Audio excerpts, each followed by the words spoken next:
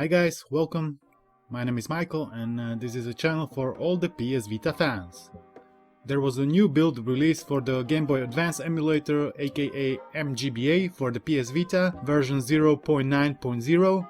So today I will be checking it out. I'll be checking the performance, the optimization and overall functionality. If you haven't heard the news, it is official now, and the PS Store on the PS Vita, PSP and PS3 is shutting down this summer, because Sony want to focus on the PS4 and PS5 experience.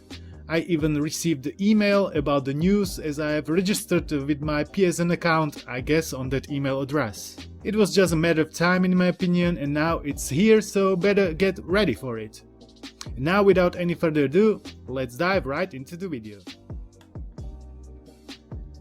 First and foremost, if you wanna try the mGBA for yourself, all you need to do in order to run it is to simply install the VPK and put the games into a folder so you can easily access it, and that's it. No more steps involved, no more plugins needed.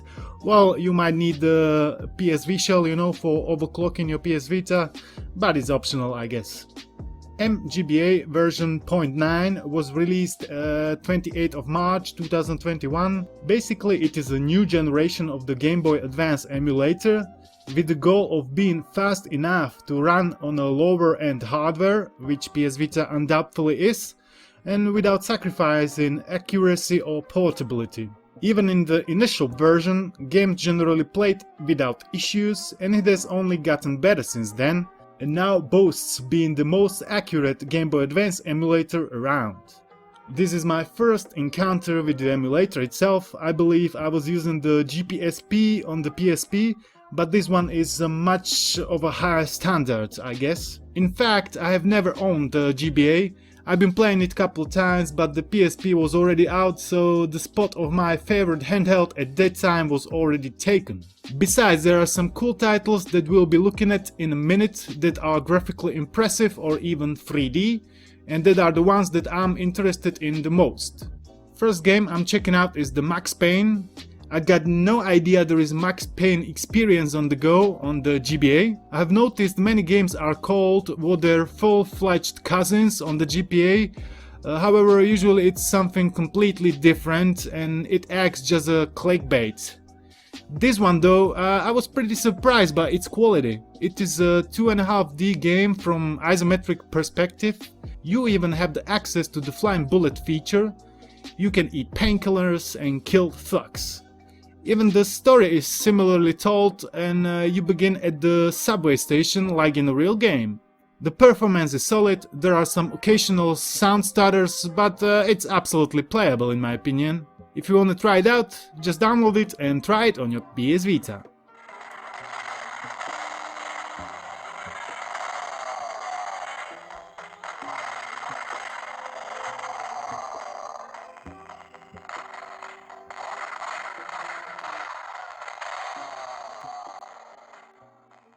Second one I had to experience was the Doom 2, clearly.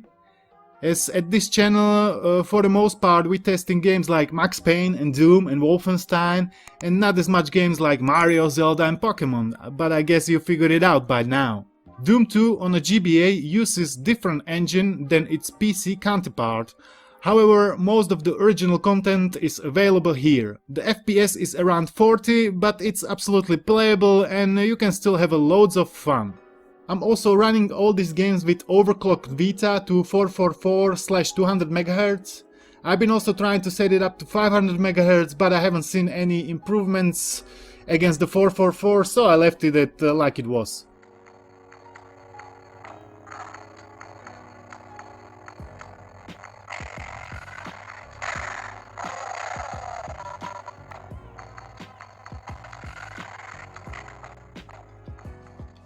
Third game I've been trying out was the Grand Theft Auto Advance, which is quite impressive in my opinion.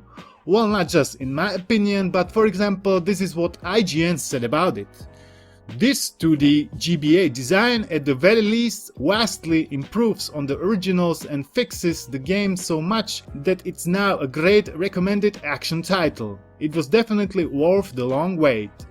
Yeah, so I guess it's indeed impressive top-down old-style GTA experience, which serves as a prequel to the GTA 3 and borrows several aspects from the more recent 3D universe, including vehicle-based side missions, the heads-up display and the inclusions of new weapons.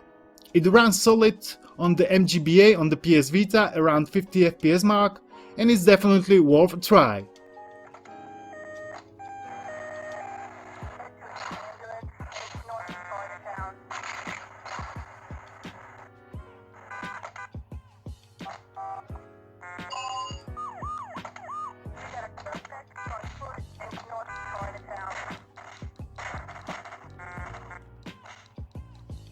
Fourth title I've been looking at is of course the Wolfenstein 3D for GBA, because where there is a Doom, there is a Wolfenstein 2.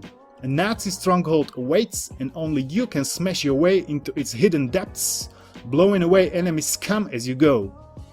id Software's classics powerhouse is back and now in the palm of your hand. Let the carnage begin. The performance is pretty good, better than with the Doom 2. Obviously you can play this game on the Vita by other better means too, but we are looking at this specific experience and what it can offer. And it can offer countless periods of sheer courtesy.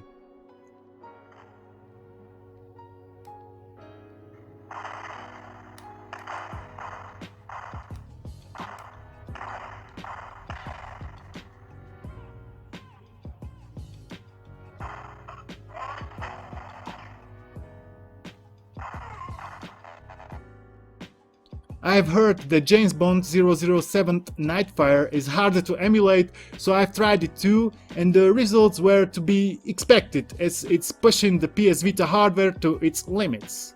In spite of that, I was still able to play the game without much hassle and to kill the enemies, which is the most important part, I guess. So from my point of view, it's worth a try even at the 40 FPS mark.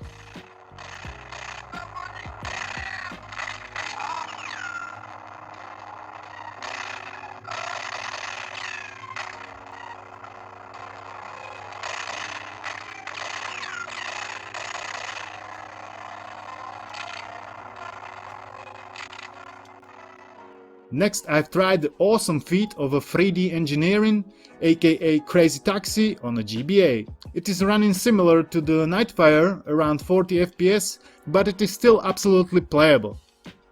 The sound may stutter sometimes, more often than not, but anyway, you know, just don't put it as loud, and I think it's worth a try.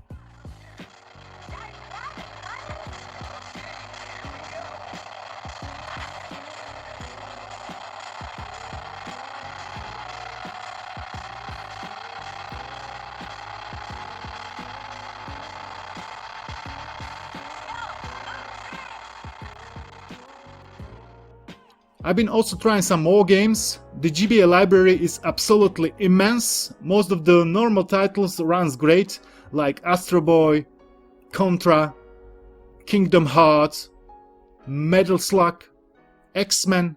So I'm gonna make some quick collage so you can see for yourself.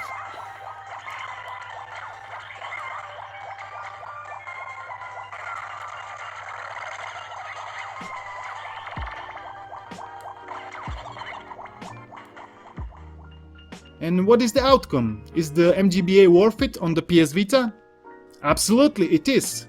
There is many exclusive games that you cannot play elsewhere, and slowly because of this reason it is worth it, and I would recommend it to every PS Vita owner, as the game sizes are tiny, hence you can put there like 100 games and it is gonna swallow like not even 1 GB. As you could see, the performance is acceptable even on the harder to emulate games, and the whole emulator has been just updated, so if you have tried it before and you wasn't happy, it might be worth another look.